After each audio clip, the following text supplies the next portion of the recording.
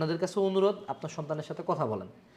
যদি দেখেন সে পড়াশোনা করতেছে না বা বাইরে কোথাও খারাপ কিছু করতেছে বা এনিথিং গোস, আপনারা কথা বলেন। It's not always like that যে আপনি মারতে পারবেন। আপনি ক্লাস 6-7-এ মারতে পারেন, 9-10-এ মারতে পারেন, আমি মারার বিপক্ষে যাব না। বাপ মা মানে শাসন করতেই পারে, এটা নিয়ে কোনো আদর্শিক কথা নেই। কিন্তু একটা ইন্টারে পড়া ছেলেকে তো আপনি মারে ঠিক করতে পারবেন না, একটা ভার্সিটিতে পড়া ছেলেকে তো আপনি মারে ঠিক করতে পারবেন না। তার সাথে কমিউনিকেট করতে হবে। তার অ্যাটলিস্ট জানা উচিত যে না, আপনি যে তার প্রতি যে রাগটা দেখাচ্ছেন, তার প্রতি যে স্ট্রিক্টনেসটা আছে, এটা আপনার জেনুইন কনসার্ন থেকে। আর সন্তানদের ক্ষেত্রে যে ধরো তুমি মেডিকেল বাদ দিয়ে বুয়েটের কোচিং করবে, এখন তোমার বাবা মা আজীবন মেডিকেল শেষে সব ঠিক আছে, সব তাদের তো একটা ড্রিম আছে, কারণ তারা দেখছে যে সমাজে ডাক্তাররা খুব স্টেবল আর্নিংয়ে যায়, ইঞ্জিনিয়ারদের ক্ষেত্রে আর্নিংটা একটু টাফ।